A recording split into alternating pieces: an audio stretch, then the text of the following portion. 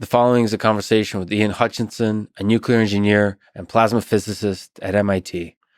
He has made a number of important contributions in plasma physics, including the magnetic confinement of plasmas, seeking to enable fusion reactions, which happens to be the energy source of the stars, to be used for practical energy production.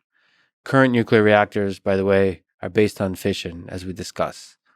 Ian has also written on the philosophy of science and the relationship between science and religion, arguing in particular against scientism, which is a negative description of the overreach of the scientific method to questions not amenable to it. On this latter topic, I recommend two of his books. His new one, Can a Scientist Believe in Miracles?, where he answers more than 200 questions on all aspects of God and science, and his earlier book on scientism called Monopolizing Knowledge. As you may have seen already, I work hard on having an open mind, always questioning my assumptions, and in general marvel at the immense mystery of everything around us and the limitations of at least my mind. I'm not religious myself, in that I don't go to the synagogue, a church, or mosque, but I see the beautiful bond in the community that religion at its best can create. I also see, both in scientists and religious leaders, signs of arrogance, hypocrisy, greed, and a will to power. We're human, whether Buddhist, Christian, Hindu, Jewish, Muslim, agnostic, or atheist. This podcast is my humble attempt to explore a complicated human nature. What Stanislav Lem in his book Solaris called our own labyrinth of dark passages and secret chambers. I ask that you try to keep an open mind as well, and be patient with the limitations of mine. Quick summary of the ads. Two new, amazing sponsors, Sunbasket and PowerDot. Please consider supporting this podcast by going to sunbasket.com/Lex and use code LEX at checkout, and going to powerdot.com/Lex and use code LEX at checkout as well. Click the links, buy the stuff if you like. Just visiting the site and considering the purchase is really the best way to support this podcast. It's how they know I sent you, and based on that, they might sponsor the podcast in the future. If you enjoy this thing, subscribe on YouTube, review it with 5 stars on Apple Podcasts, support it on Patreon, or connect with me on Twitter at Lex Fridman. As usual, I'll do a few minutes of ads now, and never any ads in the middle that can break the flow of the conversation. This show is sponsored by Sunbasket. Visit sunbasket.com/Lex and use code LEX to get $35 off your order and to support this podcast. Sunbasket delivers fresh, healthy, delicious meals straight to your door. As you may know, my diet is pretty minimalist, so it's nice to get some healthy variety into the mix. They make it super easy with everything pre-portioned and ready to prep and cook. You can enjoy a delicious, healthy dinner in as little as 15 minutes. I just ordered my first set of meals. Haven't gotten them yet, but I can't wait. I just finished the 6-mile run and 1,000 bodyweight reps, and I'm starving, but let me risk listing the actual menu items that I ordered because they sound delicious. Italian sausages and vegetable skewers with 2 romescos. I don't actually know what romescos are, but the pictures looked awesome. And pork fried cauliflower rice with carrots and peas. By the way, cauliflower rice is one of my favorite things ever. Right now, Sunbasket is offering $35 off your order when you go right now to sunbasket.com/Lex. They told me to say right now with urgency. So pause this podcast and go to the website and make the purchase, or just go to the website and check it out. And enter promo code LEX at checkout. This show is also sponsored by PowerDot. Get it at powerdot.com/Lex and use code LEX at checkout to get 20% off and to support this podcast. This thing is amazing. It's an eStim, electrical stimulation device, that I've been using a lot for muscle recovery recently, mostly for my shoulders and legs, as I've been doing the 1,000 bodyweight reps and 6 miles every day, as I just finished. They call it the Smart Muscle Stimulator, which is true, since the app that goes with it is amazing. It has 15 programs for different body parts and guides you through everything you need to do. I take recovery really seriously these days, and PowerDot has been a powerful addition to the whole regime of stretching, ice, massage, and sleep and diet that I do. It's used by professional athletes and by slightly insane, but mostly normal people like me. It's portable, so you can throw it in a bag and bring it anywhere. Get it at powerdot.com/Lex and use code LEX at checkout to get 20% off on top of the 30-day free trial and to support this podcast. And now, here's my conversation with Ian Hutchinson. Maybe it'd be nice to draw a distinction between nuclear physics and plasma physics. What is the distinction? Nuclear physics is about the physics of the nucleus, and my Department of Nuclear Science and Engineering at MIT, is very concerned about all the interactions and reactions and consequences of things that go on in the nucleus, including nuclear energy, fission energy, which is the nuclear energy that we have already, and fusion energy, which is the energy source of the sun and stars, which we don't quite know how to turn into practical energy for humankind at the moment. That's what my research has mostly been aimed at. But plasmas are essentially the fourth state of matter. So if you think about solid, liquid, gas, plasma is the fourth of those states of matter. And it's actually the state of matter which one reaches if one raises the temperature. So cold things, like ice, are solid. Liquids are hotter water. And if you heat water beyond 100 degrees Celsius, it becomes gas. Well, that's true of most substances. And plasma is a state of matter in which the electrons are unbound from the nuclei, so they become separated from the nuclei and can move separately. So we have positively charged nuclei, and we have negatively charged electrons. The net is still neutral, electrically neutral, but a plasma conducts electricity. It has all sorts of important properties that are associated with that separation, and that's what plasmas are all about. And the reason why my department is interested in plasma physics very strongly is because most things, well, for one thing, most things in the universe are plasma. The vast majority of matter in the universe is plasma. But most particularly, stars and the sun are plasmas because they're very hot. And it's only in very hot states that nuclear fusion reactions take place. And we want to understand how to implement those kind of phenomena on Earth. Maybe another distinction we want to try to get at is the difference between fission and fusion. So you mentioned fusion is the kind of reaction happening in the sun. So what's fission and what's fusion? Sure. Well, fission is taking heavy elements like uranium and breaking them up. And it turns out that process of breaking up heavy elements releases energy. What does it mean to be a heavy element? It means that there are many nuclear particles in the nucleus itself, neutrons and protons in the nucleus itself, so that in the case of uranium, there are 92 protons in each nucleus and even more neutrons, so that the total number of nucleons in the nucleus, nucleons is short for either a proton or a neutron, the total number, might be 235, that's U-235, or it might be 238, that's U-238. So those are heavy elements. Light elements, by contrast, have very few nucleons, protons or neutrons in the nucleus. Hydrogen is the lightest nucleus. It has one proton. There are actually slightly heavier forms of hydrogen, isotopes. Deuterium has a proton and a neutron, and tritium has a proton and two neutrons, so it has a total of 3 nucleons in the nucleus. Well, taking light elements like isotopes of hydrogen and not breaking them up, but actually fusing them together, reacting them together to produce heavier elements, typically helium, helium is a nucleus which has 2 protons and 2 neutrons. That also releases energy, and that or reactions like that making heavier elements from lighter elements, is what mostly powers the sun and stars.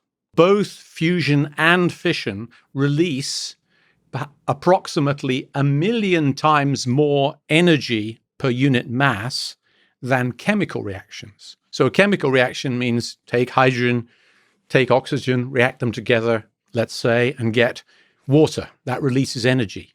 The energy released in a chemical reaction like that, or the burning of coal or oil or whatever else, is about 1,000,000 times less per unit mass than what is released in nuclear reactions. So, but it's hard to do. It requires very high energy of impact.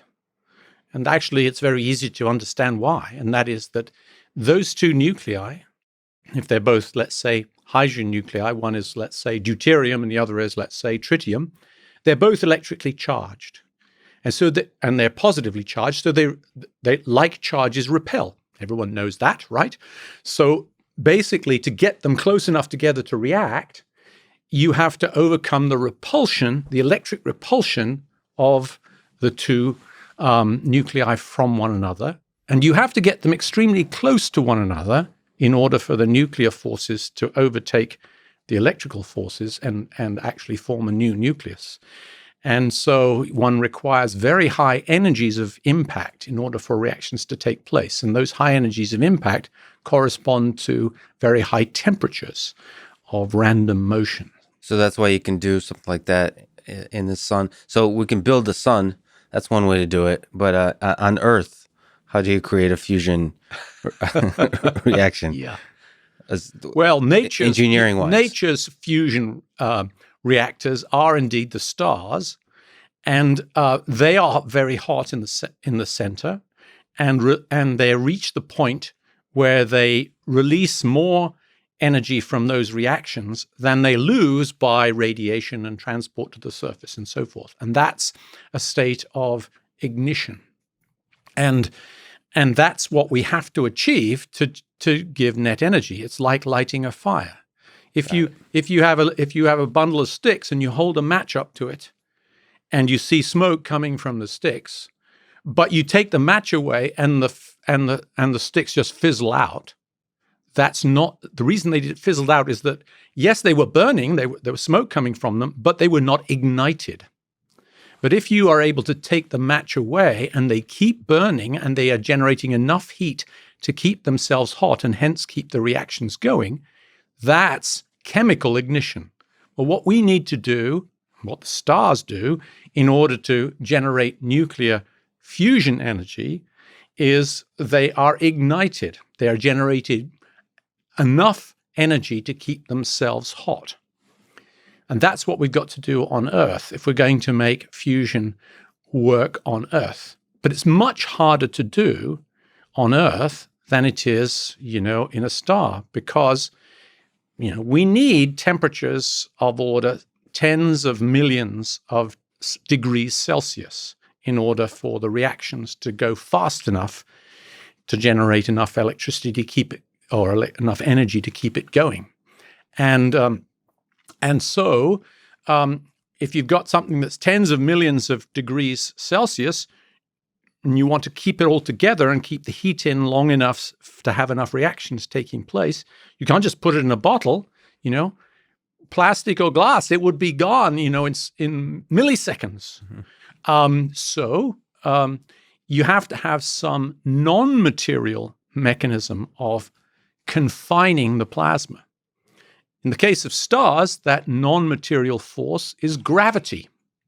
So gravity is what holds a star together. It's what holds the plasma in long enough for it to react and sustain itself by the fusion reactions. But on Earth, gravity is extremely weak. I mean, I don't mean to say we don't fall. Yes, we fall.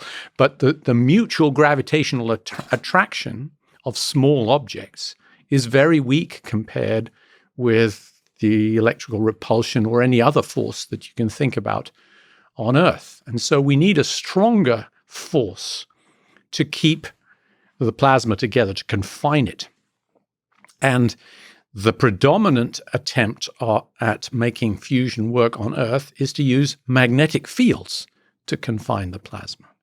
And that's what I've worked on for essentially most of my career, is to understand how we can and how best we can confine these incredibly hot gases, plasmas, using magnetic fields with the ultimate objective of releasing fusion energy on Earth and, generating electricity with it and powering our society with it. Dumb question. So on top of the magnetic fields, do you also need the plastic water bottle walls, or is it purely magnetic fields? Well, actually, what we do need walls. Those walls must be kept away from the plasma, because otherwise they'd be melted, or the plasma must be kept away from them, inside of them. But the main purpose of the walls is not to keep the plasma in, it's to keep the atmosphere out. Oh. So if we want to do it on Earth where there's air, we want the plasma to consist of hydrogen isotopes or other things, the things we're trying to react. Okay. And by the way, the density of those plasmas, at least in magnetic confinement fusion, is very low. It's maybe 1 million times less than the density of air in this room. So in order for a fusion reactor like that to work, you have to keep all of the air out and just keep the plasma in. So yes, there are other things, but those are things that are relatively easy. I mean, making a vacuum these days is technologically quite straightforward. We know how to do that, okay? What we don't quite know how to do is to make a confinement device that isolates the plasma well enough so that it's able to keep itself burning with its own reaction. So maybe can you talk about what a tokamak is? The Russian acronym from which the word tokamak is built just means toroidal magnetic chamber. So it's a toroidal chamber. A torus is a geometric shape which is like a donut with a hole down the middle. Okay, and so it's the meat of the donut. Okay, that's the torus, and it's got a magnetic field. So that's really all tokamak means. But the particular configuration that is very widespread and is the sort of best prospect, at least in the near term, for making fusion energy work, is one in which there's a very strong magnetic field the long way round the donut, round the torus. Mm-hmm. So you've got to imagine that there's this donut shape with an embedded magnetic field just going round and round the long way.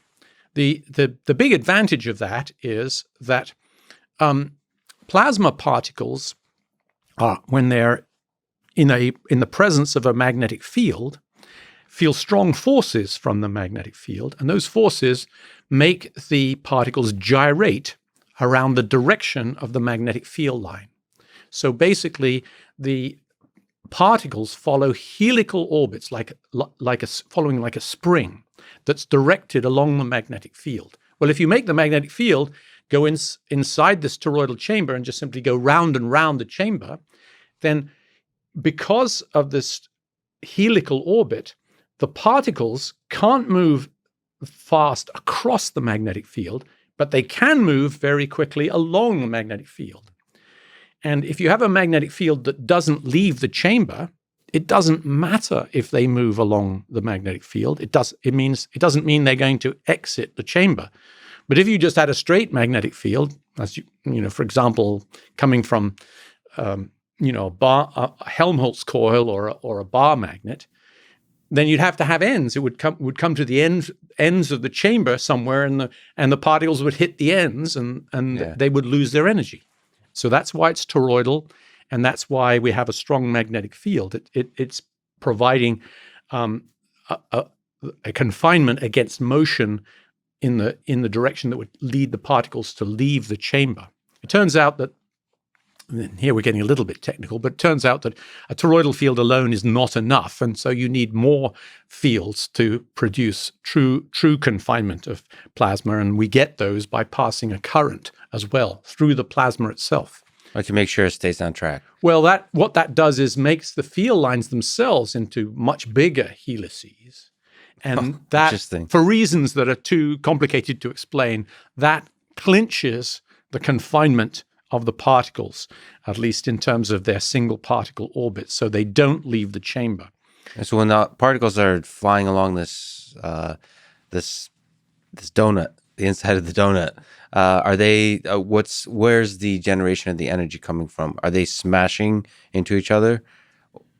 Yeah, eventually, I mean, in a fusion reactor, there will be deuterons and tritons, and they will be smashing in. They will be very hot. They'll be 100 million degrees Celsius or something. So they're moving thermally with very large thermal energies in random directions, and they will collide with one another and have fusion reactions.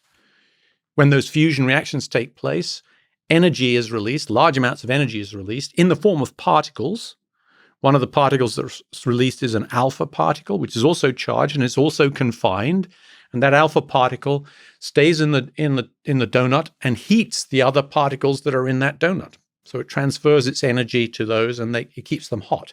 There's some leaking of heat all the time, a little bit of radiation, some transport, and so forth. There's also a neutron released from that reaction. The neutron carries out 4/5 of the fusion energy, and that will have to be captured in a blanket that surrounds the chamber in which we take the energy, drive some kind of electrical generator from, thermal engine, gas turbine or something like that, and power the. You got energy. So where do we stand? Where do we stand? On getting this thing to be something that actually works, that generates energy. Yep. Well, there have been experiments that have generated net nuclear energies or nuclear powers in the vicinity of, a few tens of megawatts for a few seconds. So that's, 10 megajoules. That's not much energy. It's a few donuts worth of energy. Okay. Yeah. Literal donuts. Literal donuts. That's right. But we have studied how well tokamaks confine plasmas. And so we now understand in rather great detail the way they work. And we're able to predict what is going to be required in order to build a tokamak that becomes self-sustaining, that becomes essentially ignited or so close to ignited that it doesn't matter. And at the moment, at least if you use the modest magnetic field values, still very strong, but limited magnetic field values, you have to build a very big device. And so we are at the moment worldwide fusion research is at the moment in the process of building a very big experiment that's located in the south of France. It's called ITER, I-T-E-R, which means the way, or just means the International Tokamak Experimental Reactor, if you like. And that experiment is designed to reach this burning plasma state and to generate about 500 megawatts of fusion power for hundreds of seconds at a time. It'll still only be an experiment. It won't put electricity on the grid or anything like that. It's to figure out whether it works and what the remaining engineering challenges are. It's a scientific experiment. It won't be engineered to run round the clock and so on and so forth, which ultimately one needs to do in order to make something that's practical for generating electricity. But it will be the first demonstration on Earth of a controlled fusion reaction for long time periods. Is that exciting to you? It's been an objective that has in many ways motivated my entire career and the career of many people like me in the field. I have to admit, though, that one of the problems with ITER is that it's an extremely big and expensive and long time to build experiment. And so it won't even come into operation until about 2025, even though it's been being built for 10 years, and it was designed for 30 years before that. Right. And so that's actually one of the big disappointments of my career, in a certain sense, which is that we won't get to burning fusion reaction until well past the first operation of ITER. And whether I'm alive or not, I don't know. But I certainly will be well and truly retired by the time that happens. And so when I realized maybe some years ago that was going to be the case, it was a discouragement to me, let's put it like that. But if we can try to look maybe in a ridiculous kind of way, look into 100 years from now, 200 years, 500 years from now, and there's folks like Elon Musk trying to travel outside the solar system. Sure. I mean, the amount of energy we need for some of the exciting things we want to do in this world, if we look, again, 100 years from now, seems to be a very large amount. So do you think fusion energy will eventually, sometime into your retirement, will be basically behind most of the things we do? Look, I absolutely think that fusion research is completely justified. In fact, we should be spending more time and effort on it than we currently do. But it isn't going to be a magic bullet that somehow solves all the problems of energy. By the way, that's a generic statement you can make about any energy source, in my view. I think it's a grave mistake to think that science of any sort is suddenly going to find a magic bullet for meeting all the energy needs of society, or any of the other needs of society, by the way. And we can talk about that, I hope, later. Sure. Okay, yes, definitely. but fusion is very worthwhile, and we should be doing it. And so my disappointment that I just expressed was, in a certain sense, a personal disappointment. I do think that fusion energy is a terrific challenge. It's very difficult to bring the energy source of the sun and stars down to Earth. This does contrast, in a certain sense, with fission energy. By contrast, fission energy, to build a fission reactor proved to be amazingly easy. We did it within a few years of discovering nuclear fission. People had figured out how to build a reactor and did so, during the Second World War. Which is, by the way, fission is how the current nuclear power plants work. Yeah. And so we have nuclear energy today because fission reactors are relatively easy to build. You've got to have. What's hard is getting the materials, okay? And that's just as well, because if everyone could get those materials, there would be weapons proliferation and so forth. But it wasn't all that long after even the discovery of nuclear fission that fission reactors were built. And fission reactors, of course, operated before we had weapons. So I think nuclear power is obviously important to meet the energy challenges of our age. It is intrinsically completely CO2 emissions free. And in fact, the wastes that come from nuclear power, whether it's fission or fusion for that matter, are so moderate in quantity that we shouldn't really be worried about them. Yes, fission products are highly radioactive and we need to keep them away from people, but there's so little of them, it's that keeping them away from people is not particularly difficult. And so while people complain a lot about the drawbacks of fission energy, I think most of those complaints are ill-informed.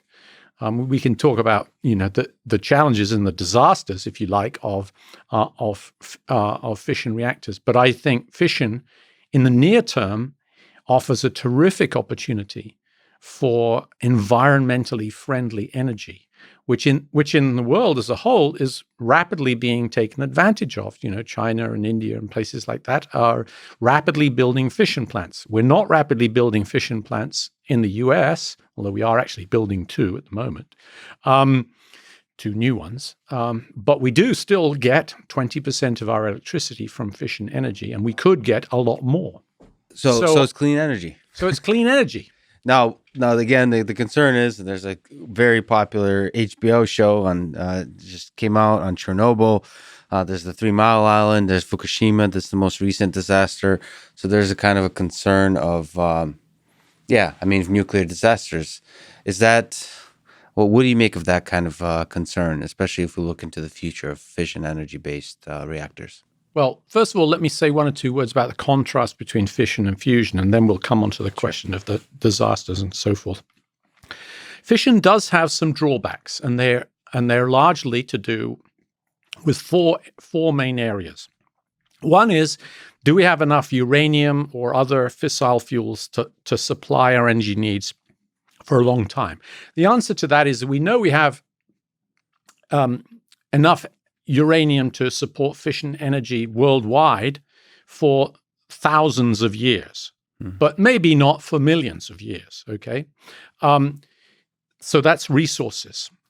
Secondly, there are issues to do with wastes. Fission wastes are highly radioactive, and some of them are volatile. And so, for example, in Fukushima, the problem was that some fraction of the fission wastes were volatilized and went out as a cloud and polluted areas with cesium-137, strontium-90, and things like that. So that's a challenge of fission. There's a problem of safety beyond that, and that is that in fission, it's hard to turn the reactor off. When you stop the nuclear reactions, there is still a lot of heat being liberated from the fission products. And that is actually what the problem was at Fukushima.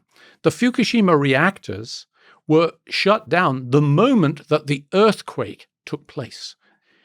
And they were shut down safely.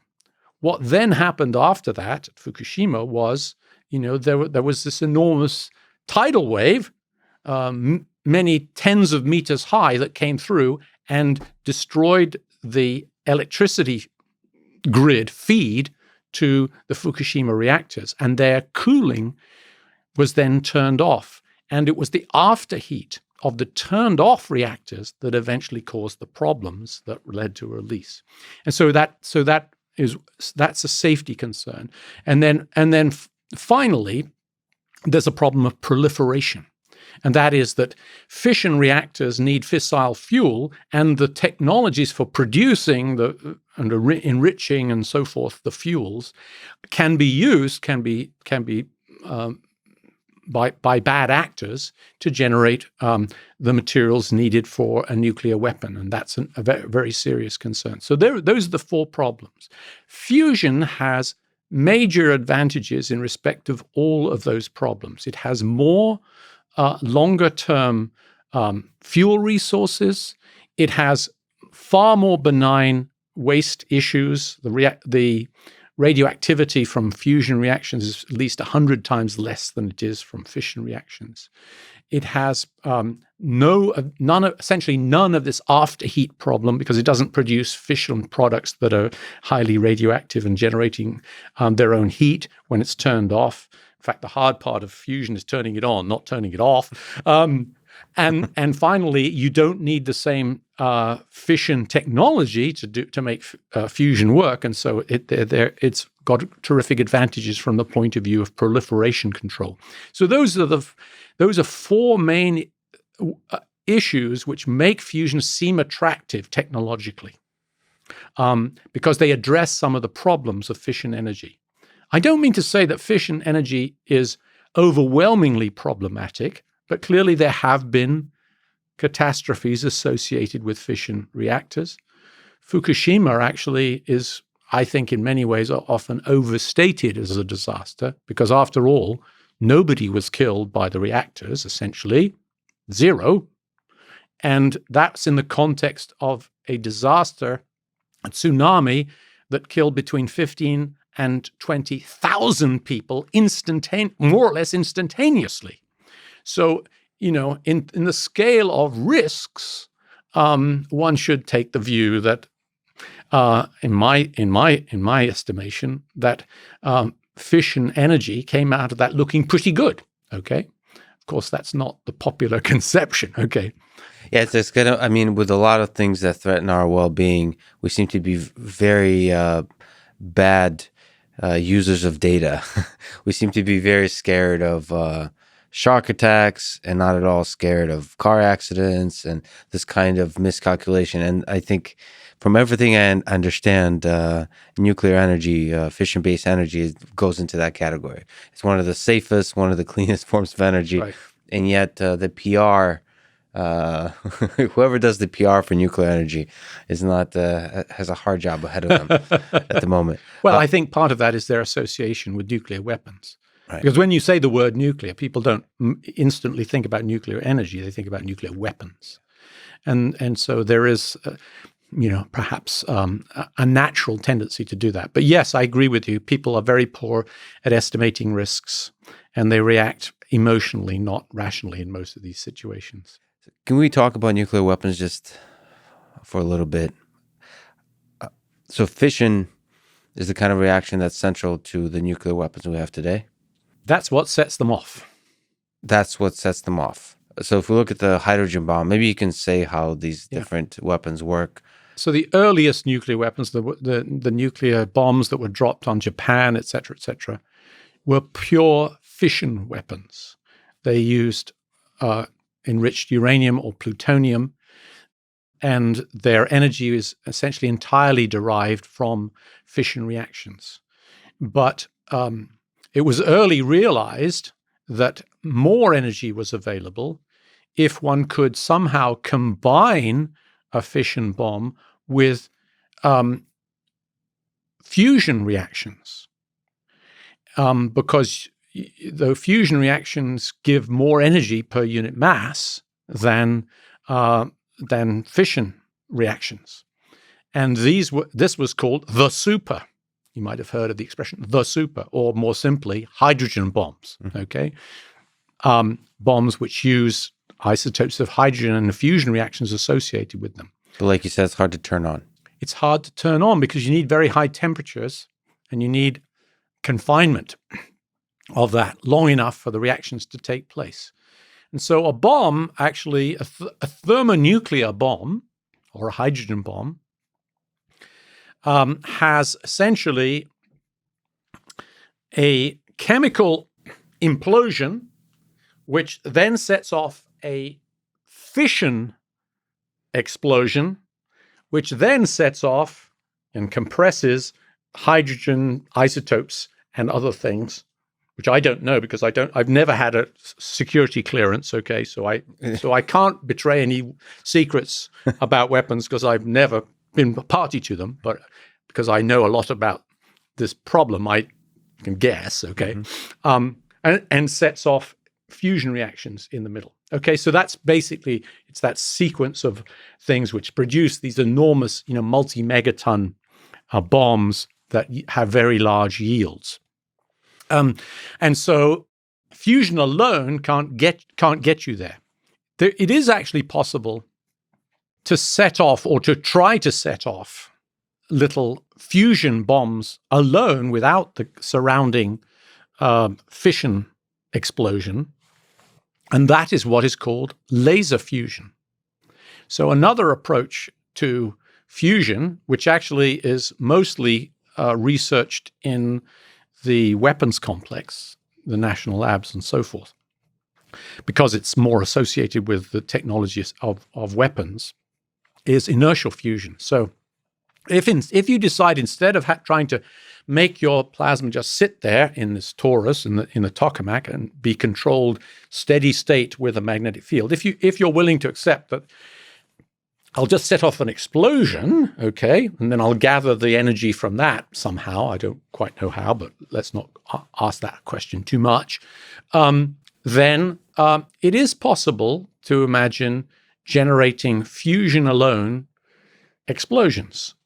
And the way you do it is you take some small amount of deuterium tritium fuel, you bombard it with energy from all sides, and this is what the lasers are used for, extremely powerful lasers, which compresses the pellet of fusion and heats it.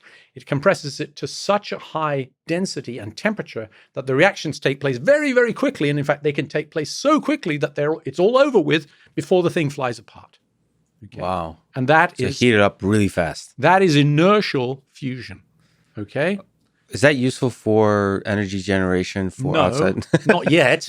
I mean, there are those people who think it will be, but you may have heard of the big experiment called the National Ignition Facility, which was built at Livermore starting in the late 1990s and has been in operation since around about 2010. It was designed with the claim that it would reach ignition, fusion ignition, in this pulsed form where the reactions are got over with so quickly before the whole thing flies apart. It didn't actually reach ignition, and it doesn't look as if it will, although, we never know. Maybe people will figure out how to make it work better.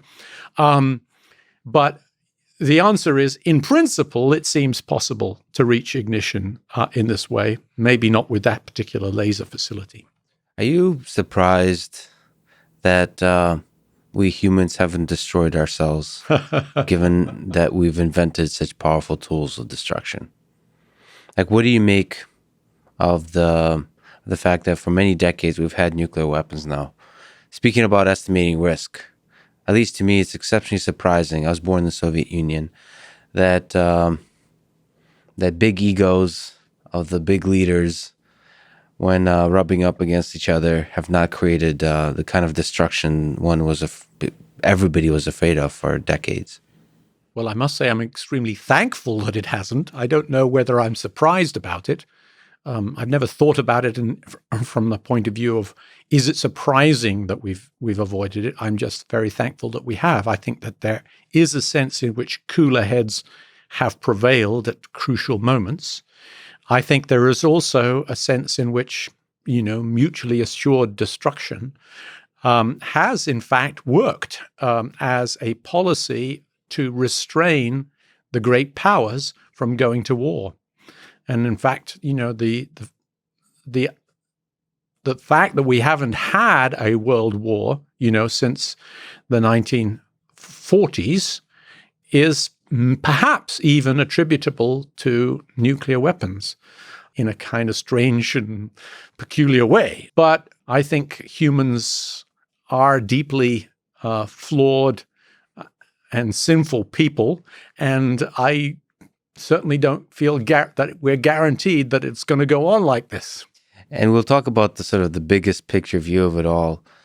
But let me just ask, in terms of your worries of, if we look 100 years from now, we're in the middle of what is now a natural pandemic that, from the looks of it, fortunately is not as bad as it could have possibly been. If you look at the Spanish flu, if you look at the history of pandemics, if you look at all the possible pandemics that could have been, that folks like Bill Gates are exceptionally terrified about, I know many people are suffering, but it's better than it could have been. So now we're talking about nuclear weapons in terms of existential threats to us as sinful humans. What worries you the most? Is it nuclear weapons? Is it natural pandemics, engineered pandemics, nanotechnology? In my field of artificial intelligence, some people are afraid of killer robots and robots. Yeah. Do you think in those existential terms? And do any of those things worry you? I am certainly not confident that my children and grandchildren will experience the benefits of civilization that I have enjoyed. I think it's possible for our civilizations to break down catastrophically. I also think that it's possible for our civilizations to break down progressively. And I think they will if we continue to have the explosion of population on the planet that we currently have. I mean, it's quite wrong to think of our problems as mostly being CO2. If we can just solve CO2, then we can go on having this, continually expanding economy everywhere in the world. Of course, you can't do that, okay? I mean, there is a finite, bearing capacity of our planet. On the resources of our planet. The resources of our planet. And we can't continue to do that. So I think there are lots of technical reasons why a continually expanding economy and civilization is impossible, and that therefore actually, I'm as much nervous about the fact that our population is 8 billion or something right now worldwide, as I am about the fact that a few million people would be killed by COVID-19. I mean, I don't want to be callous about this, but from the big picture, it seems like that's much more of a problem. Overpopulation, people not dying, is ultimately more of a problem than people dying. So that probably sounds incredibly callous to your listeners, but I think it's simply a sober assessment of the situation. Is there ways, from the way those 8 billion or 7 billion or whatever the number is live, that could make it sustainable? Because you've kind of implied there's a kind of we have, especially in the West, this kind of capitalist view of really consuming a lot of resources. Is there a way to, like, if you could change one thing or a few things, what would you change to make this life, make it more likely that your grandchildren have a better life than you? Well, okay, so let's talk a bit about energy, because that's something I know a lot about, having thought about it most of my career. In order to reach a steady state CO2 level, okay, that's acceptable in terms of global climate change and so on and so forth, we need to reduce our carbon emissions by at least a factor of 10 worldwide, okay? What's more, the average energy consumption, and hence CO2 emission, of people in the world is less than a tenth of what we, per capita, than what we have in the West, in America and Europe and so forth. So if you have in mind some utopia in the future where we've reached a sustainable use of energy, and we've also reached a situation in which there's far less inequity in the world, in the sense that people share the energy resources more uniformly, then what that is equivalent to would be to reduce the CO2 emissions in Western economies, not by a factor of 10, but by a factor of 100. In other words, it has to go down to 1% of what it is now, okay?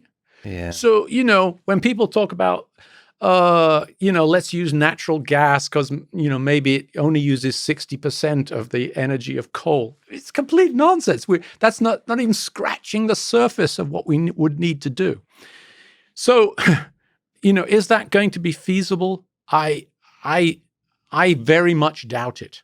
And therefore, I actually doubt that we can reach a level of energy, of fossil energy use that is 1% of the current use in the West, without totally dramatic changes either in, our society, our use of energy and so forth, which actually, of course, is much of that energy is used for producing food and so on and so forth. So it's actually not so obvious that we can cut down our energy usage by that factor, or we've got to reduce the human population. So you run up against that number that's increasing still. And you don't think there could be that's depressing. No, it's not. It's not depressing. It's difficult, like many truths are. Do you have a hope that there could be a technological solution? In short, no. There is no technological solution to, for example, for population control. I mean, we have the technology just, to prevent ourselves bearing children. That's not a problem. Technology is in, okay? Solved. The challenge is society. The challenge is human choices. The challenge is almost entirely human and sociological, not technology. And when people talk about energy, they think that there's some kind of technological magic bullet for this, but there isn't, okay? And there isn't for the reasons I just mentioned, not because it's obvious there isn't, but actually there isn't. And in any case, it's true of energy, it's true of pollution, it's true of human population, it's true of most of the big challenges in our society are not scientific or technological challenges. They're human sociological challenges. And that's why I think it's a terrible mistake, even for folks like me who work at, the high temple of science and technology in America and maybe in the galaxy. Yeah. I mean, it's MIT. It's at MIT. Best university in the world. It's a terrible mistake if we give the impression that technology is going to solve it all. Technology will make tremendous contributions, and I think it's worth working on it. But it's a disaster if you think it's going to solve all of our problems. And actually, I've written a whole book about the question of scientism and the overemphasis on science, both as a way of solving problems through technology, but also as a way of gaining knowledge. I think it's not all of the knowledge there is either. Yeah, I think that book and your journey there is fascinating. So maybe we can go there. Can you tell me about on a personal side, the personal journey of your faith, of Christianity, and your relationship with God, with religion in general? Yeah, in my latest book, Can a Scientist Believe in Miracles? I give I devote most of the first chapter to telling how I became a Christian, why I became a Christian. I didn't grow up as a Christian, Which is fascinating. I mean, you didn't grow up as a Christian, so you've discovered the beauty of God and physics at the same time. That's a very poetic way of putting it, but yes, I would accept that. I became a Christian when I was an undergraduate at Cambridge University. I had gone to a school in which there was religion, was part of the society. There were prayers and at the daily gathering of the students, the assembly of the students. But I didn't really believe it. I just sort of went along with it, and it wasn't particularly aggressive or benign. It just sort of was there. But I didn't believe it. I didn't make much sense to me. But I came across Christians from time to time. And when I went to Cambridge University, two of my closest friends, it turned out, were Christians. And I think that was the most important influence on me, that here were two people who were really smart, like me. I'm giving you my my impressions. The way you felt at the time. The way I felt at the time. And they thought Christianity made sense and testified to its significance in their lives. And so that was a very important influence on me. And ultimately, I mean, the reason I didn't see Christianity as some kind of great evil, the way it's sometimes portrayed by the radical atheists of this century. I mean, I think that's nonsense. So I think there were certain attractive things. If you go to a university like Cambridge, you're surrounded by Western culture, from about the 15th century onwards, and that's saturated with Christian art and architecture and so forth. And so it's hard not to recognize that Christianity is, in fact, the foundation of Western society and Western culture, Western civilization. So I mean, maybe I was in that sense favorably disposed towards Christianity as a religion, but as a personal faith, it didn't mean anything to me. But I became convinced really of two things. One is that the evidence for the resurrection of Jesus Christ is actually rather good. I mean, it's not a proof. It's not kind of some kind of scientific demonstrate or mathematical demonstration, but it's actually extremely good. It's not scientific evidence by and large. It's historical evidence. Historical evidence, yeah. So that was one thing. And the other thing that came to me when I was at Cambridge, it became clear that Christianity ultimately is not some kind of moral theory or philosophy or something like that. It is, or at least it claims to be, a personal relationship with God, which is made possible, by what Jesus did on the cross and his life and his teaching, and it's a personal call to a relationship with God, and that. I'd never really thought of it in those terms when I was, when I was younger, and that thought became attractive to me. I mean, I think most people find the person of Christ and his teachings, compelling in a certain sense. What do you mean by personal? Do you mean personal for you, like a relationship, like it's a meditative, like you specifically, you, Ian, have a connection with God, and then the other side, you say personal with the actual body, the person of Jesus Christ. So all of those things, what do you mean by personal connection, and why that was me? Well, so as a and sorry for the stupid questions. No, it's okay, no problem. As a Christian, I believe that I have a relationship with God, which is best expressed by saying that it's personal. And that comes about because, Jesus, through his acts, has reconciled me with God, me, a sinner, me, someone full of sins, of failings, of ways in which I don't live up to even my own ideals, let alone the ideals of a holy God, have been reconciled to the creator of everything. And so Christians, myself included, believe that prayer is, in a certain sense, a connection with God. And there are times when I have felt, that God spoke to me. I don't mean necessarily orally in words, but showed me things or enlightened me or inspired me in ways that I attribute to him. So I see it as a two-way relationship in a certain sense. Of course, it's a very asymmetrical relationship, but nevertheless, Christians think that it's a two-way street. We're not just talking into the air when we say we are going to pray for someone. In this two-way communication, is there a way that you could try to describe on a podcast what is God? What is God like, in your view? If you try to describe, is it a force? Is it for you intellectually? Is it a set of metaphors that you use to reason about the world? Is it kind of a computer that does some computation? That's an infinitely powerful computer, or is it like Santa Claus, a guy with a beard on the cloud?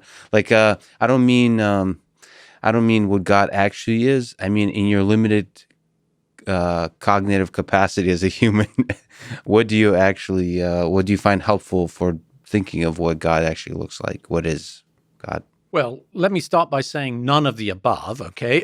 I mean, clearly God, in the Christian God, the God of Abraham, Isaac, and Jacob, etc., it is not any of those things, because all of those things you just mentioned are phenomena or entities in the created world. Right. And the most fundamental thing about monotheism, as Abraham and Moses and so forth handed it down, is that God is not an entity within the creation, within the universe, that God is the creator of it all.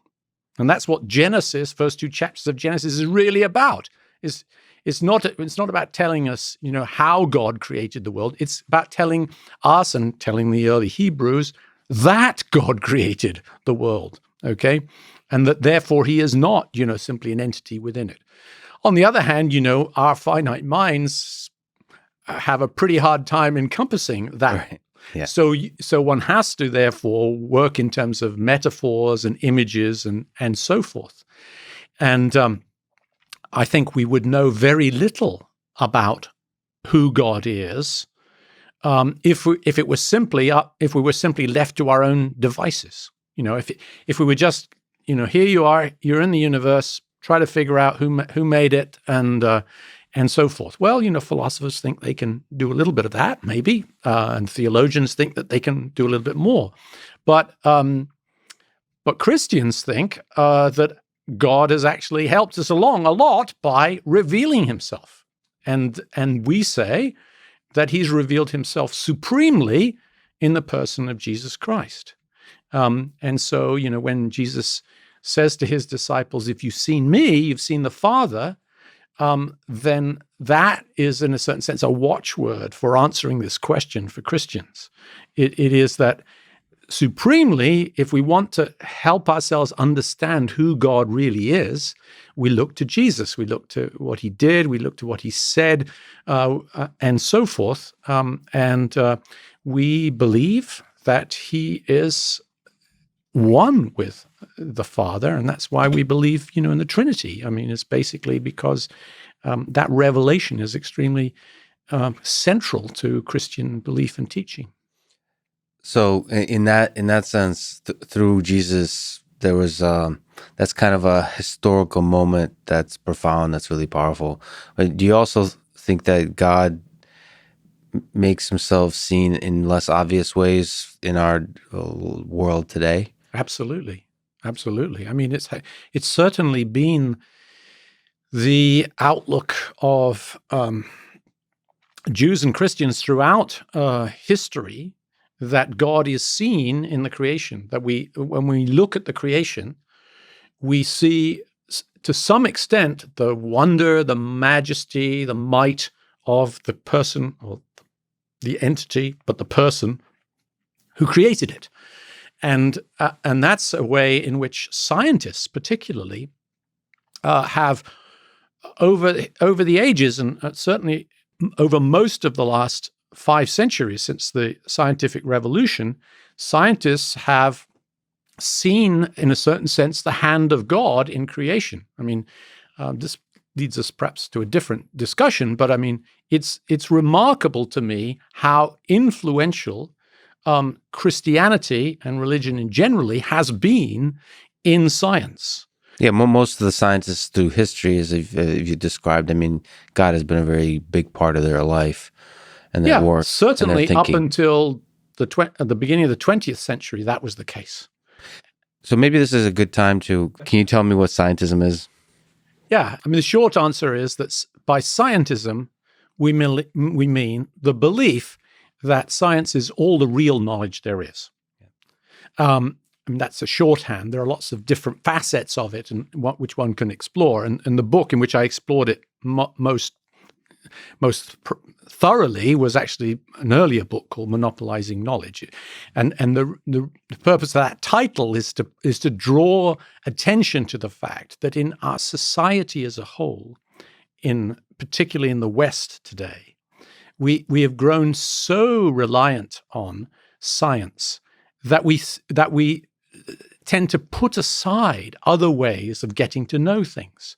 And so, of course, at MIT, we are focused on science, and we do focus on it very much. But the truth is that there are many ways of getting to know things in our world, know things reliably in our world, and a lot of them are not science. So scientism, in my view, is a terrible intellectual error. It's the belief that somehow the methods of science, as we've developed them with experiments, and in the end, it relies particularly upon reproducibility in the world and on a kind of clarity that comes from measurements and mathematics and related types of skills. Those, powerful though they are for finding out about the world, are not all the knowledge, do not give us all the knowledge we have, and there's many other forms of knowledge. And the illustration that I usually use to try to help people to think about this is to say, well, look, let's think about human history. I mean, to what extent can human history be discovered scientifically? The answer is essentially it can't.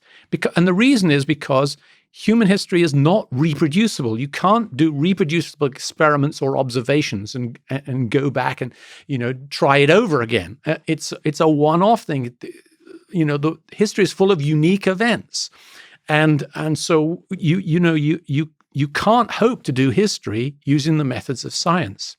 Yeah, I mean, in some sense, history is a story of miracles. I mean, they don't have to do with God. It's just uniqueness is anyway unique events. That's unique events, and that science doesn't like that because it's unique events by their very definition are not reproducible.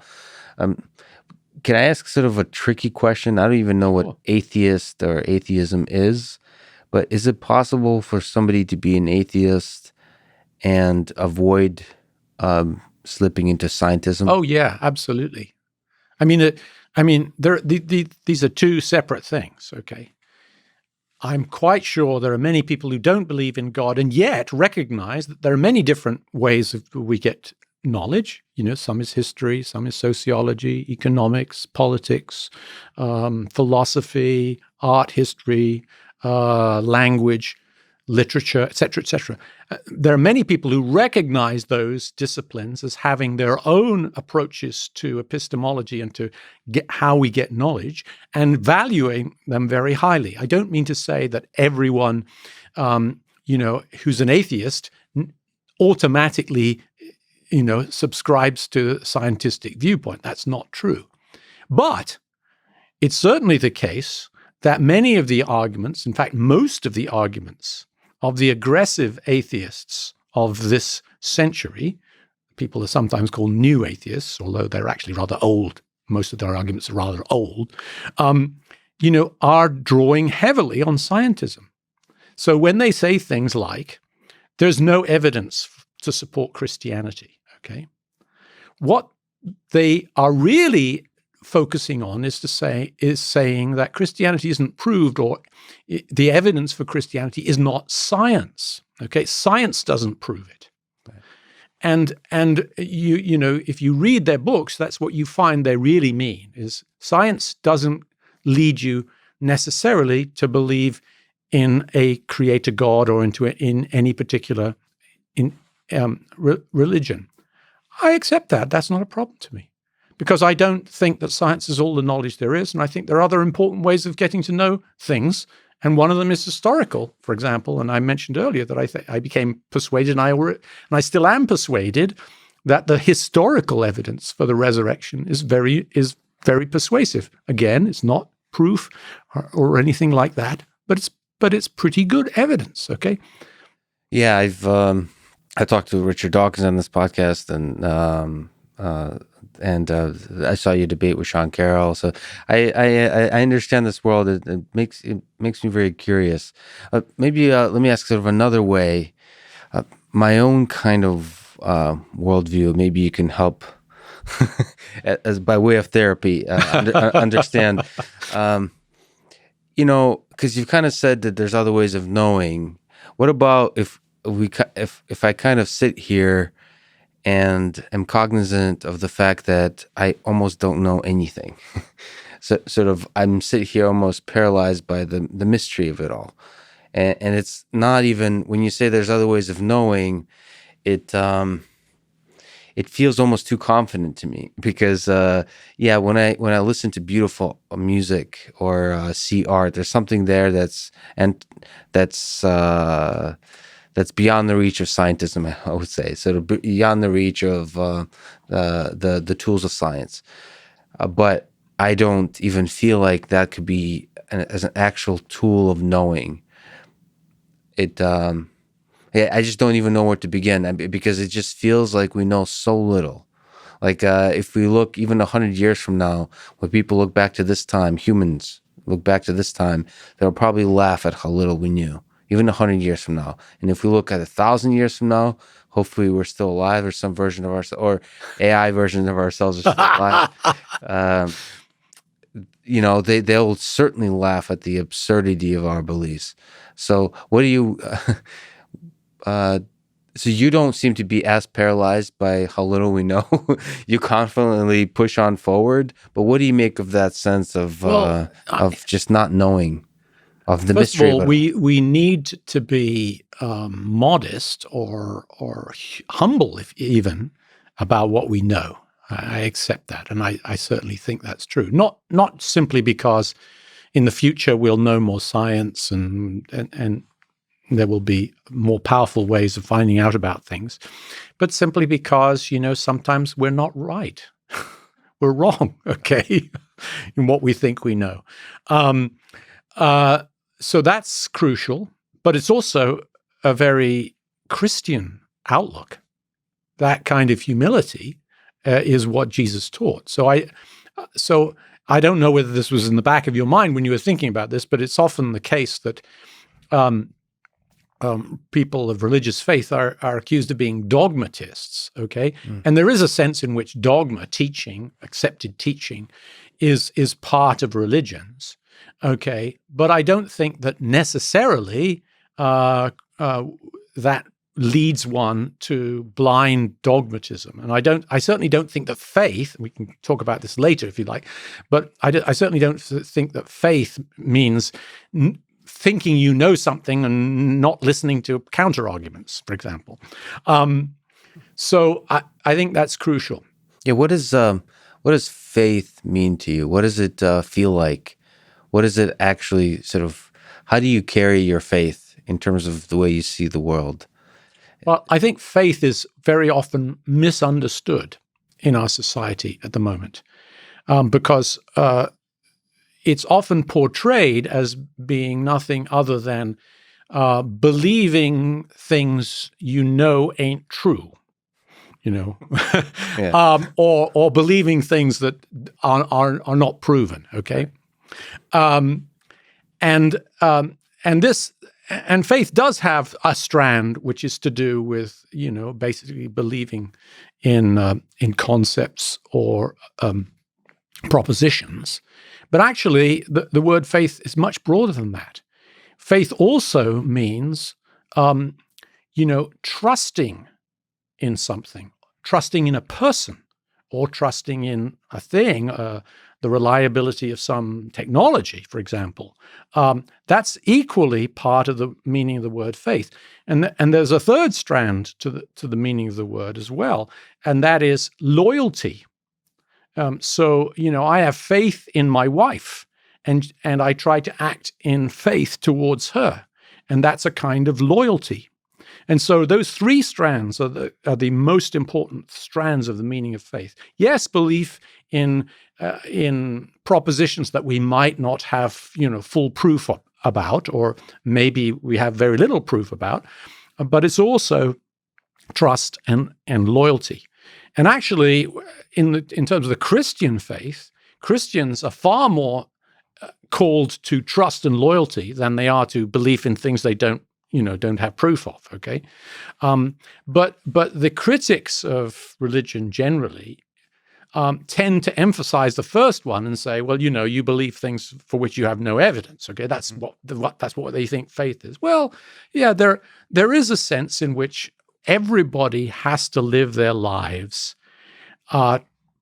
believing or making decisions in situations when they don't have all the proof or evidence or knowledge that enables you to make a completely rational or well-informed or prudent decision. We do this all the time. My drive down here, I nearly took a wrong turning, and I thought, which way do I go? Do I keep going straight on? And so my voice came out of my thing, go straight, okay?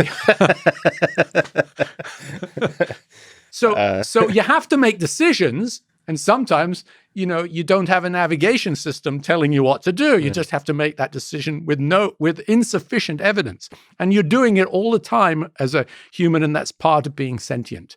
And so that kind of action and belief on the basis of incomplete evidence is not something that I feel uncomfortable doing, or that somehow my Christian commitments have forced me to do when I wouldn't have done it otherwise. I would have had to do it anyway. And so, there's a sense in which I think it's important to see the breadth of meaning of faith and to recognize that, certainly in the case of Christianity, it's trust and loyalty that the key themes that we're called to. And I mean, another interesting extension of that you speak to is kind of loyalty is referring to a connection with something outside of yourself. Yeah. So I think you've spoken about like existentialism or even just atheism in general as leading naturally to an individualism, as a focus on the self, and ideas that maybe the Christian faith can instill in you is allowing you to sort of look outside of yourself. So connection, loyalty fundamentally is about other beings, and other beings. And I mean, I think I don't know what it is in me, but I'm very much drawn to that idea, and I think humans in general are drawn to that idea. You can make all kinds of evolutionary arguments, all that kind of stuff, but people always kind of tease me because I talk about love a lot. And I mean, there's a lot of non-scientific things about love, right? Like, what the heck is that thing? Why do we even need that thing? It seems to be an annoying burden that that we get so much joy in life from a connection with other human beings, deep, lasting connections with human beings. Same thing with loyalty. Why do we get so much value and pleasure and strength and meaning from loyalty, from a connection with somebody else? Going through thick and thin with somebody else, going through some hard times. I mean, some of the closest friends I have is going through some rough times together, and that seems to make life deeply meaningful. What is that? So that resonates with me, and I would affirm it.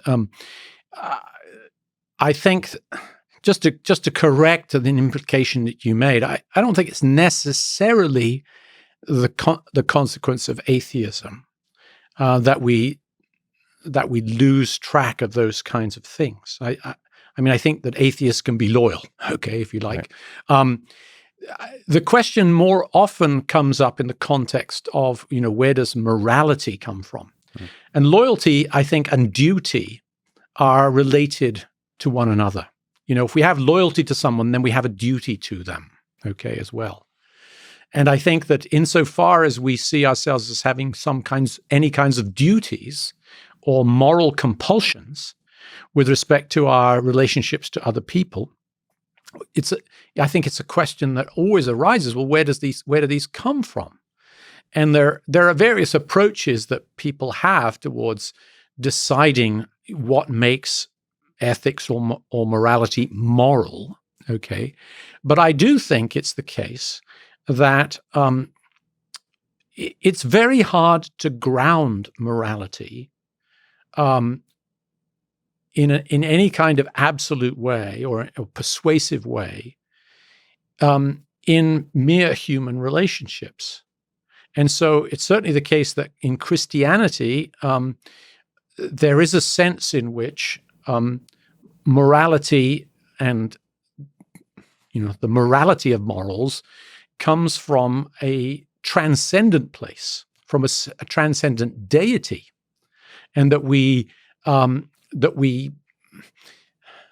ground the compelling force of morals on God more than we do on individuals. Because after all, if you've got nothing but other people, why should you treat your neighbor well? Why shouldn't you defraud your neighbor if it's good for you? Well, you can construct all kinds of arguments, and some of them are, obviously arguments that are commonplace in religion too. You should do as you would be done by, and all this kind of thing. Right. But none of that seems any more than mere pragmatism to most people. Okay, and so that's one of the things that Nietzsche, amongst others, really identified. If God is dead, if the idea of God as grounding our moral behavior is no longer viable in the West, which Nietzsche thought that it wasn't, okay, then what does ground it? And he had no good answer for it. In fact, he claimed there was no answer, but then he couldn't live with that. And so he invented the idea of the Übermensch, this superior human being, okay? And this was a different way of trying to ground morality, not a very successful one. You could argue that it's a forerunner of the sort of racism of Hitler's regime and so forth that we've in the West thankfully shied away from in the past half or 3/4 of a century. But I think it is the case that Christianity gives me a basis for my moral beliefs that is more than mere pragmatism.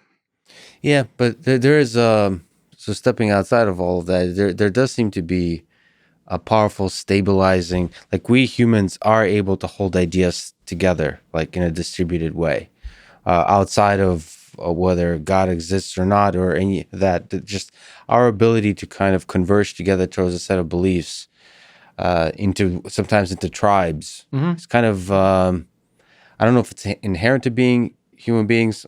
I hope not, because now if I look on Twitter, and there's the red team and the blue team, right? It's almost like it's some kind of TV show that we're living in, that people get into these tribes and they hold a set of beliefs that sometimes don't. I mean, they are beliefs for the sake of holding those beliefs, and we get this intimate connection between each other for sharing those beliefs. And we spoke to the things about loyalty and love, and that's the thing that people feel inside the tribe. And it seems very human that within that tribe, those beliefs don't necessarily always have to be connected to anything. It's just the fact that I've did sports my whole life, and whenever you're on a team, the bond you get with other people on the team is incredible. And the actual sport is often the silliest. I mean, I don't play ball sports anymore, but when I played like soccer or tennis, I mean, all those sports are silly, right? You're playing with a little ball, but there's the bond you get is so deeply meaningful. So it's interesting to me on the sociological level that it's possible to me, whatever the beliefs of religion is, whatever they're actually grounded in, they might be. They might have a power in themselves. I think there is tribalism everywhere, and I think tribalism in the US at the moment is rather difficult to bear from my point of view. And it's, I think, fed by the internet and social media and so forth. But historically, tribalism has been a trait and remains a trait in humans. The genius of Christianity is that it supersedes tribalism. I mean, yes, when the Hebrews thought about Yahweh, initially they thought about him as their tribal deity, just like the tribal deities round about them. And so, and yet from, early on in Hebrew history, the crucial thing that Yahweh came to mean, or I would say revealed of himself to them, was that he wasn't just a tribal deity. He was the God that created the whole thing. And if he is the God of the whole thing, then he's not just the God of the Hebrews, or in the case of, Americans, God is not just the God of Americans, he's the God of everybody, okay? And that is in a way, the most amazing transcending of tribal loyalties. And one of the crucial, occasions in the New Testament, when the Holy Spirit comes at Pentecost, the apostles and the disciples speak in other tongues, and there are people from all the countries, round about, hear them in their own languages. And so, whether you take that as factual or not, that is a statement of the transcendent aspects of Christianity, or the claimed transcendent aspects of Christianity, that it transcends culture. And that's certainly something which I find appealing. When I kind of touch on this topic in my own mind, one of the hardest questions is why is there suffering in the world? Do you have a good answer? Well, I have some answers, but you're right that it is one of the toughest questions.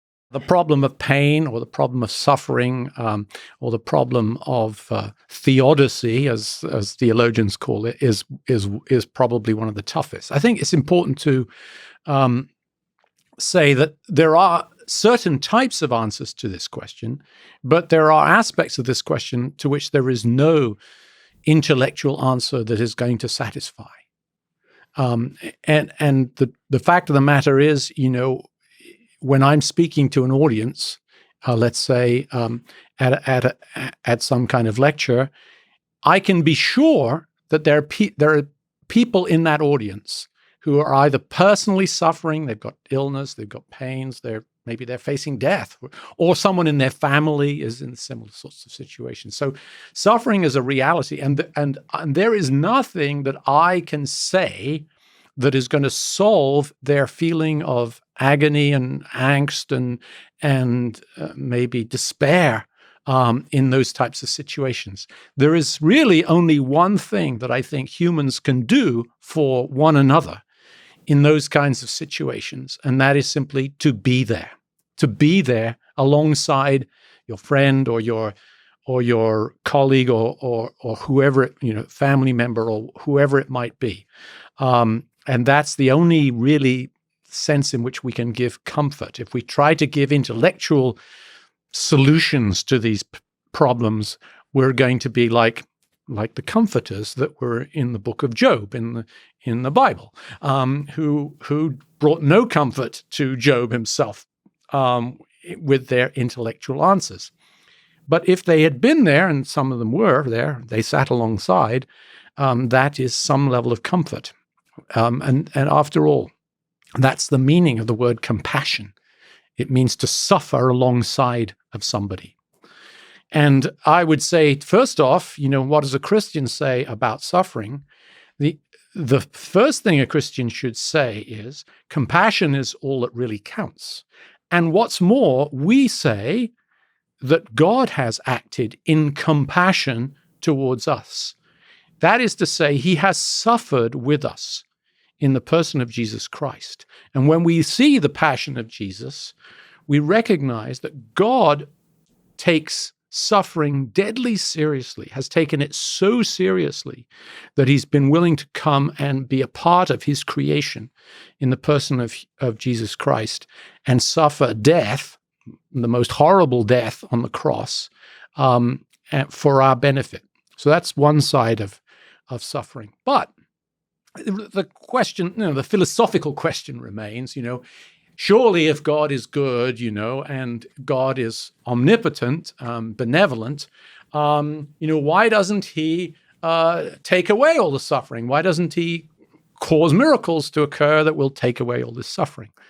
I think there are some good answers to that question in the following sense, that, we live in a world where the consistency of the world is an absolutely crucial part of it. The fact that our world behaves reproducibly in the main is absolutely essential for the integrity of our lives. Without it, we wouldn't exist, okay? And so there is a sense in which the integrity of creation calls for there being consistent behavior, which, these days we think of as being the laws of nature, okay? Right. And so the consistent behavior of nature is very, very important, and it's what enables us to be what we are. And if you're calling upon God in your critique of why isn't this benevolent creator, fixing things, one answer is he's fixed things in a certain sense to have an integrity in them, and that integrity is the best thing. It's the way we have our existence. It's the way we live and move and have our being. And, if you want something different, you've got to show that there is a way in which you could invent a world that is better, that it has the integrity that we need to exist, okay, and to be able to think and love and be. But you were going to do it better. And the atheists think that maybe they have got a better idea. But if they thought about it a bit more carefully, they'd realize no one has put forward a better idea. Okay. So another way to say that, is that suffering is an integral part of this, of a consistent existence. So sort of in a philosophical sense, the full richness and the beauty of our experience would not be as beautiful, would not be as rich if there was no suffering in the world. Is that possible? Well, I think you said two different things that aren't exactly, at least that aren't exactly the same. One is that suffering is an integral part of our experience. That might be considered a challenge to certain types of Christian theology or even Jewish theology. In other words, Christians talk about the fall and talk about Adam and Eve in the garden and have a vision of there being some kind of perception from or perfection from which we have fallen. And I think there is a perfection from which we've fallen. But I don't think that perfection is some kind of physical perfection. In other words, I don't subscribe personally to the view that some Christians do, that there was some state prior to the fall in which death did not occur. I don't think that that's consistent with science as we know it. And I think that death, for example, has been part of the biological world and the universe as a whole from billions of years ago. So just to be clear about that, I on the other hand, I do so. If that's the case, then certainly, in that sense, at the very least, suffering, or at least death, is part of the biological existence, and that probably seems so completely obvious to somebody who is au fait with science, whether they're a scientist or not. Well, and I apologize if I'm interrupting, but it's the obvious reality of our life today. But there's a lot of people, I think it's currently in vogue. I've talked to quite a few folks who kind of see as the goal of many of our pursuits as to extend life indefinitely. A sort of, a dream for many people is to live forever. But in the technological world, in the engineering world, in the scientific world, I mean, that's the big dream. To me, it feels like that's not a dream. I certainly would like to live forever. Like that. That's the initial feeling, the instinctual feeling, because life is so amazing. But then, if you actually kind of like you've presented it, if you actually live that kind of life, you would realize that that's actually a step backwards. That's a step down from the experience of this life. In my sense, that death is an essential part of life, about essential part of this experience. Death of all things. So the fact that things end somehow, and the scarcity of things somehow create the beauty of this experience that we have. Yeah, transhumanism doesn't look very attractive to me either, but it also doesn't look very feasible. But that's a whole big topic that I'm not exactly an expert. But I'll say, I'm of a certain age where my mortality is more pressing or more obvious to me than it once was. Okay, and I don't dread that.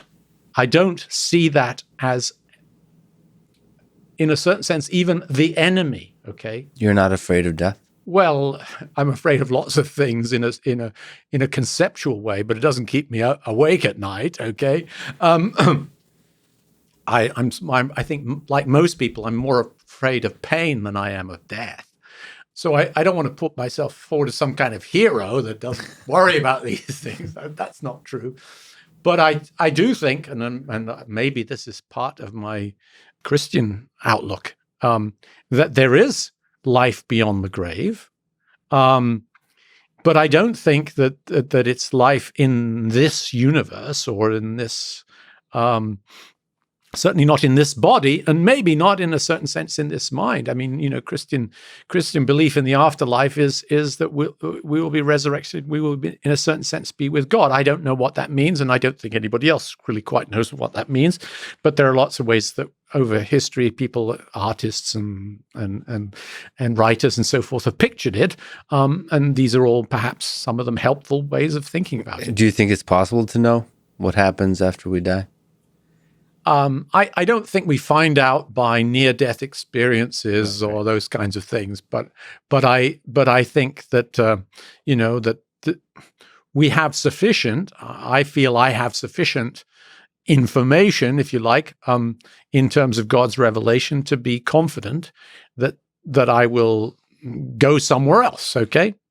But it won't be here. And to me, the aspirations of transhumanism are horrific.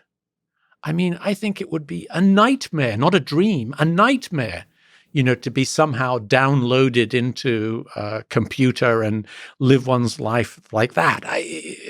Because it completely discounts the integrity of our bodies as well as our minds. I mean, we aren't just disembodied minds.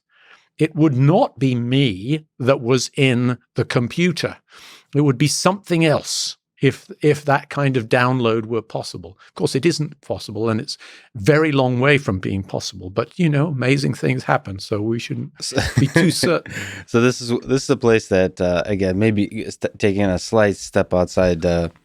We're philosophizing a little bit. Let me ask you about human level or superhuman level intelligence, the artificial intelligence systems.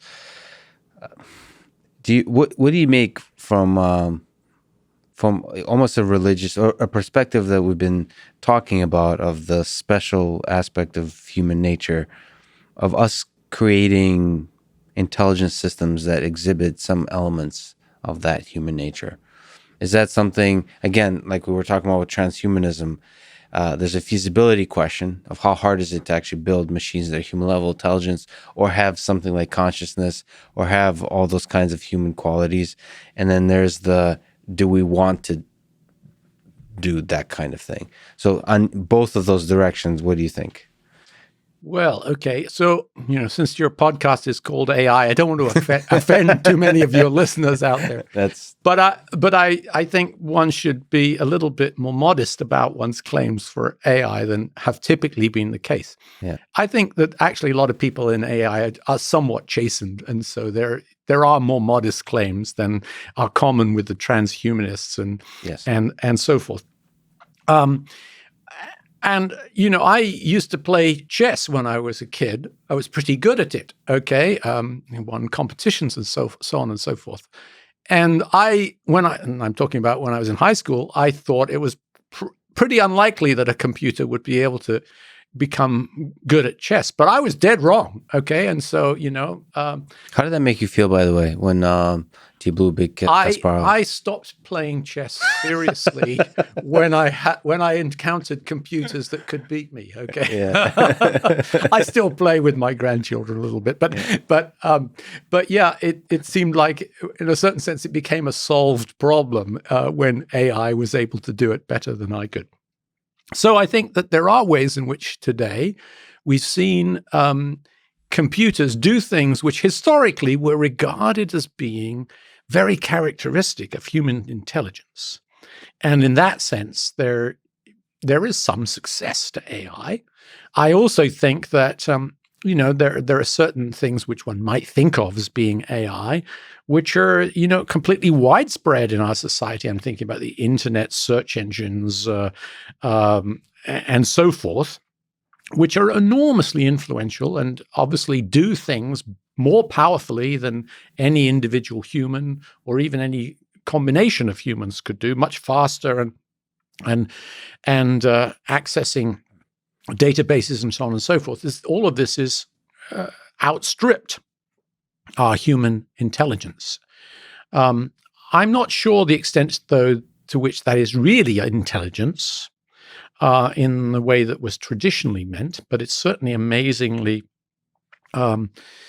facile, and it multiplies our ability to access human knowledge and data and so forth. So, is that enter the realm of something we should be concerned about?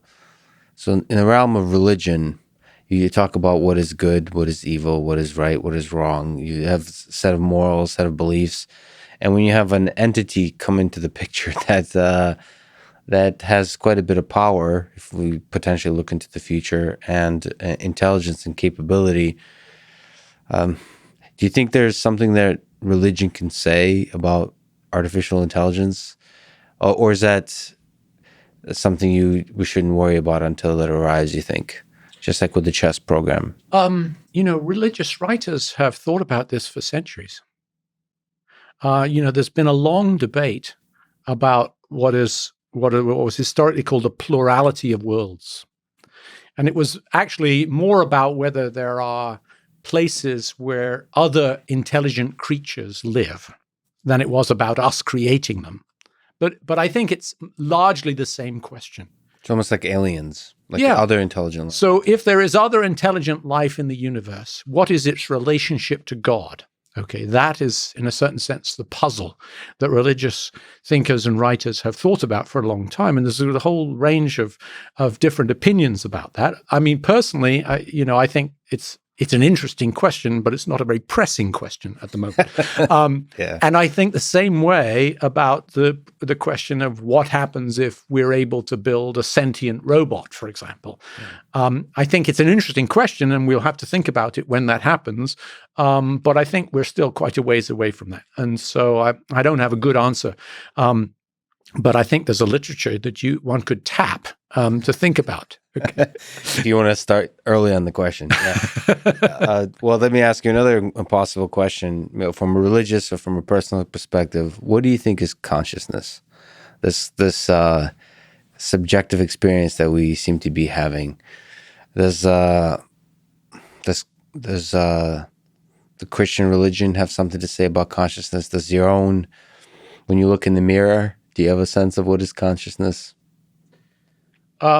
I think the Bible doesn't have much in the way of answers about that directly, in the sense that you're perhaps asking it, which is more like, I think you're asking for some kind of quasi-scientific or maybe indeed scientific description of consciousness. Desperately looking for one, yes. I think that it's an interesting question. I think it's actually it's a jump too far. I think we don't even know the answer to the question, what is the mind, let alone consciousness. So if you distinguish between those two things, I think the question that's being addressed more directly, scientifically, as well as in other ways, it is what is the mind.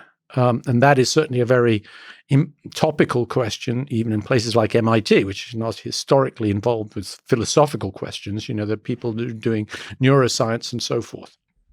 I think it's a very important question, and I think that we're going to find that we are not computers. In other words, I think the commonplace theory of what mind is generally speaking, by analogy, that we are basically wetware. Okay, that we're some computer-like entity, and that the analogy to digital computers is a pretty decent one. I mean, that's of course a viewpoint which drives the aspirations of the transhumanists. I mean, they so much believe that our minds are nothing other than, in a certain sense, some kind of implementation of software in biology, that they say to themselves, well, of course we're going to be able to download it into a digital computer. I don't think that's true. I think it's most likely that quantum mechanics is very important in the brain. It seems most unlikely that it's not, to me. I know that that's contrary to the opinions of many people, but that's my view, and it's also a view, for example, of people like Roger Penrose and people like that who've written about it rather extensively. And if that's the case, then really my mind is not reducible to some kind of software which can be considered to be portable. It is so connected to the hardware of my body that the two are inseparable.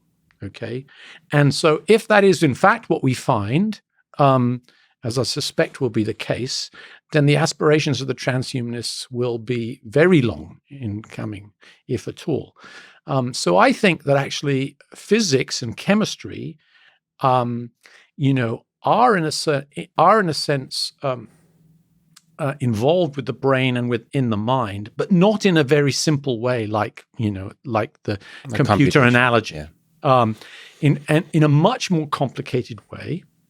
And I also think that it's philosophically ignorant to speak as if when and if the actions of the brain are understood at the physical and chemical level, that will mean that the mind will vanish as a concept, that we'll just say, we're nothing but brains, okay? Mm-hmm. Of course it won't. I mean, it may well be that our mind is an emergent phenomenon that comes out of the physics and chemistry and biology, okay? But it's also something that we have to encounter and take seriously. And so, it's not the case that the mind is reducible to nothing but physics and chemistry, even if it's embedded in, continuously into physics and chemistry, as I rather suspect it is. That's my own view. I mean, another way of putting it is that the mind or the soul is not something added into humans, right, as might have been the viewpoint historically. I do think there is something added to humans, but it's not the mind, it's the spirit, and that takes us beyond the physical. It takes us beyond this universe. But I don't think that consciousness, the mind, etc., is that thing which is necessarily added in explicitly. So it could be emergent in some ways. I'm not a substance dualist in that sense. Okay, if you want to put it philosophically.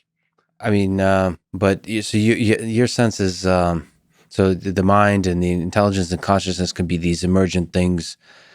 Do you have a hope, a sense that science could help us get pretty far down the road of understanding? We will get much further than we have, and it'll be interesting.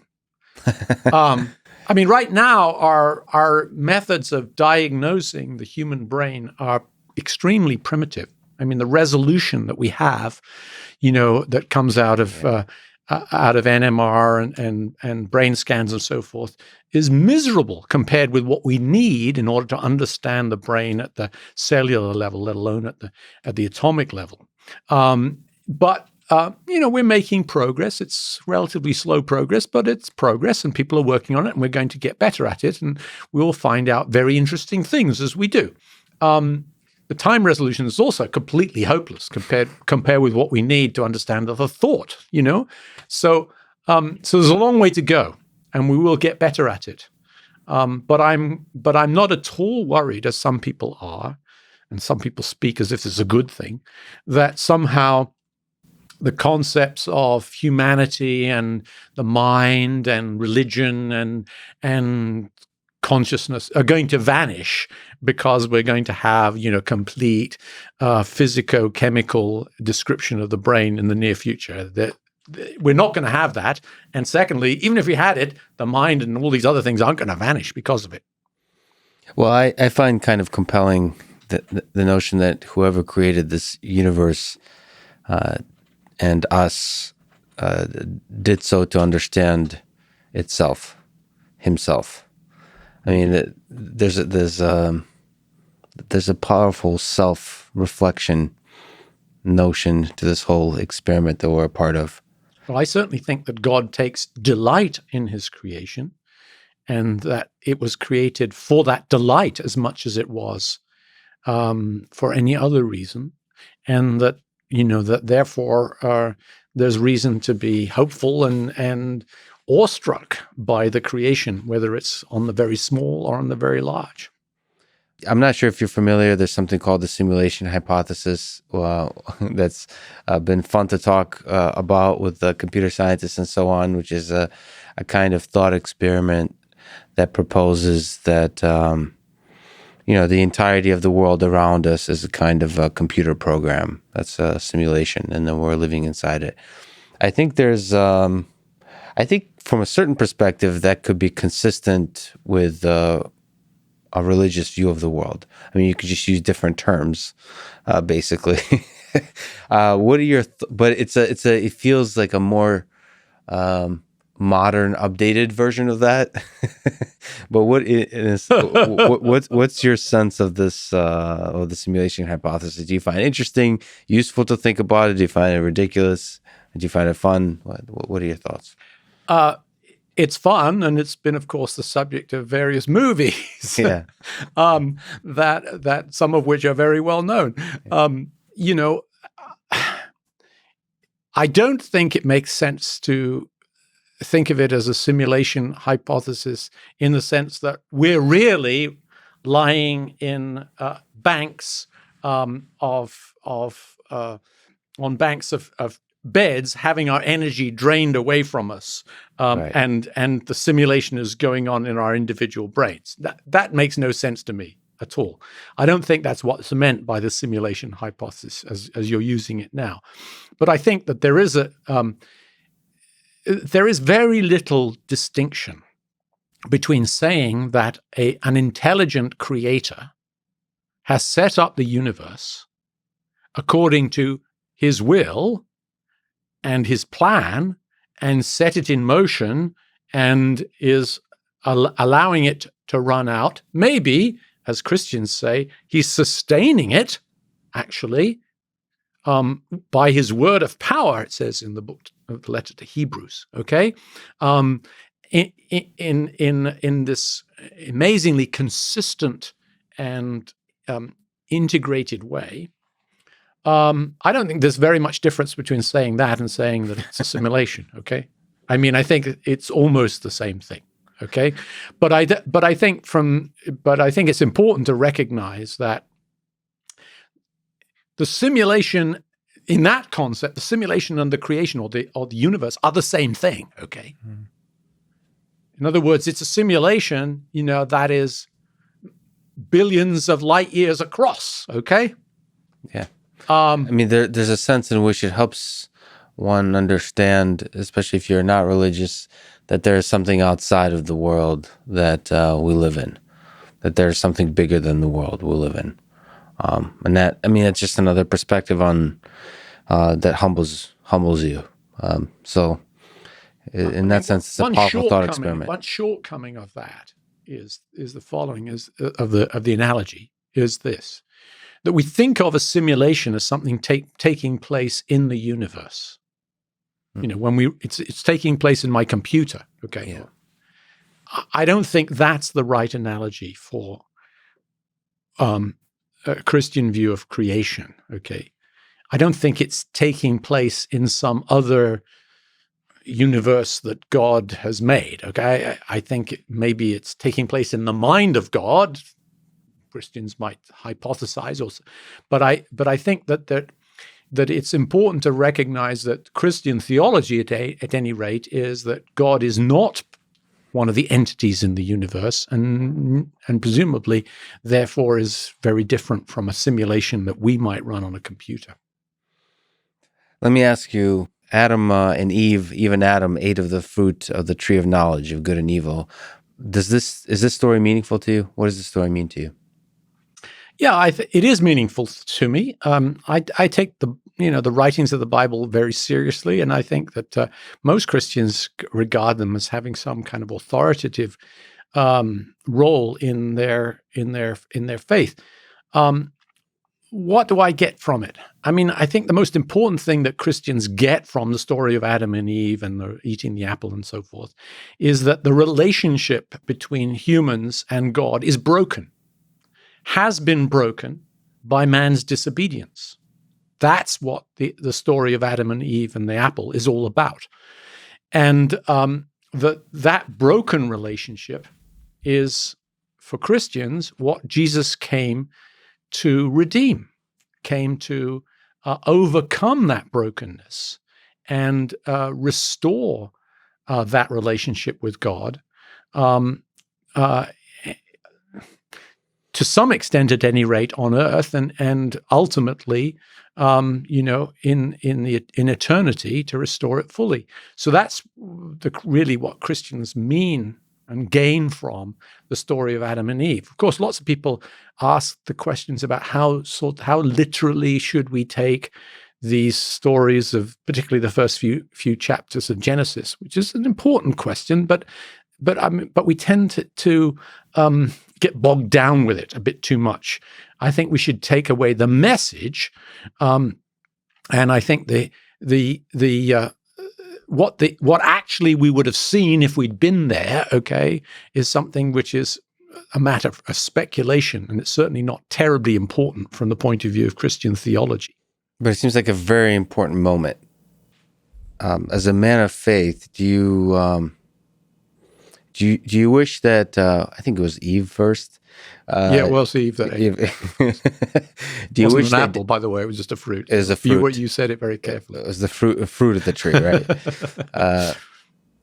Do you wish they wouldn't have eaten of the tree? I mean, this is back to our discussion of suffering.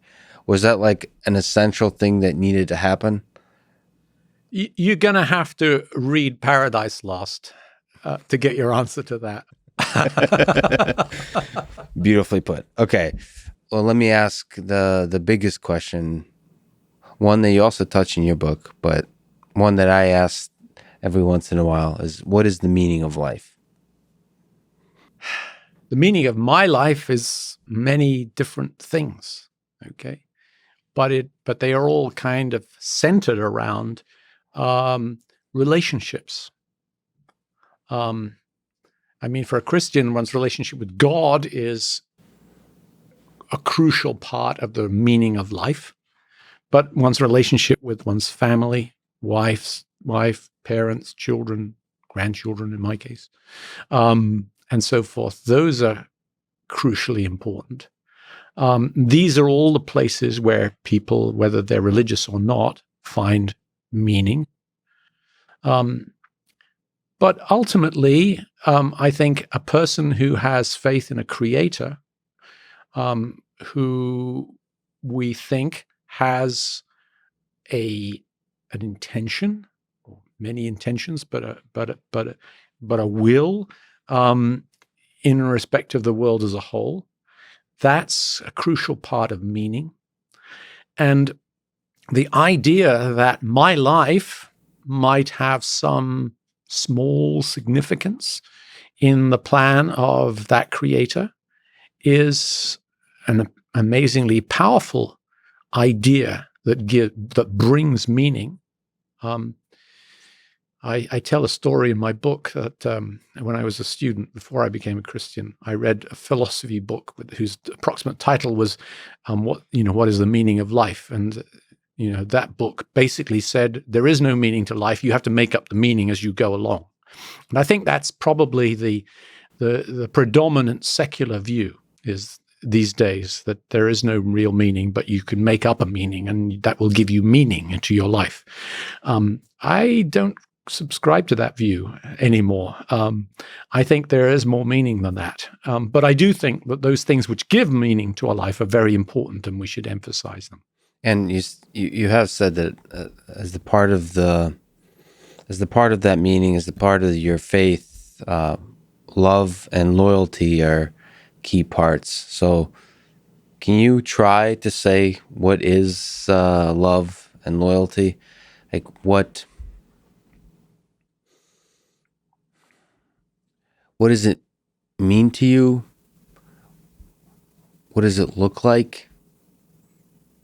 If you were to give advice to your children, grandchildren of what to look for in looking for loyalty and love, what would you try to say?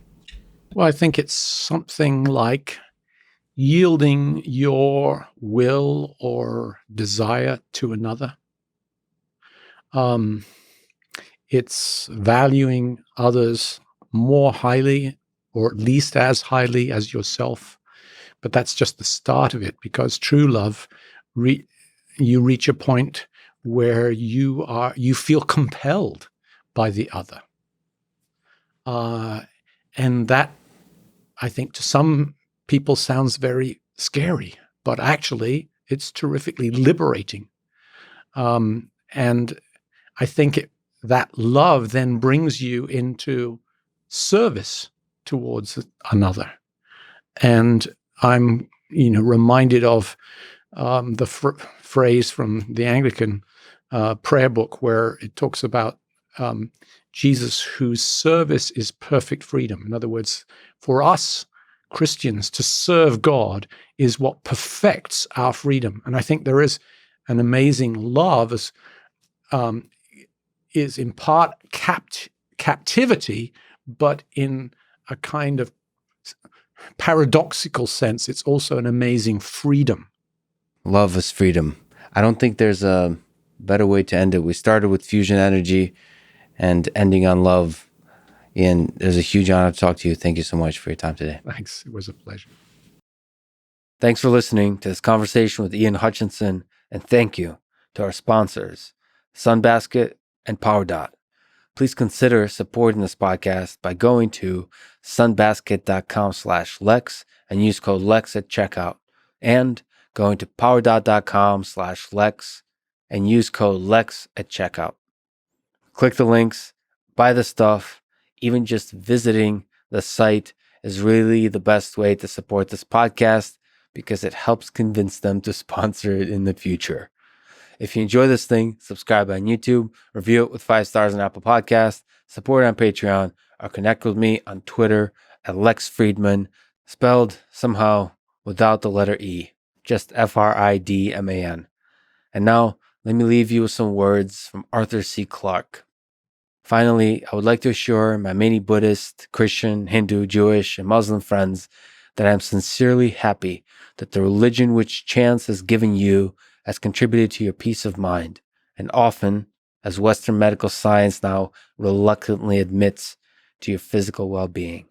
Perhaps it is better to be unsane and happy than sane and unhappy. But it is the best of all to be sane and happy. Whether our descendants can achieve that goal will be the greatest challenge of the future. Indeed, it may well decide whether we have any future. Thank you for listening, and hope to see you next time.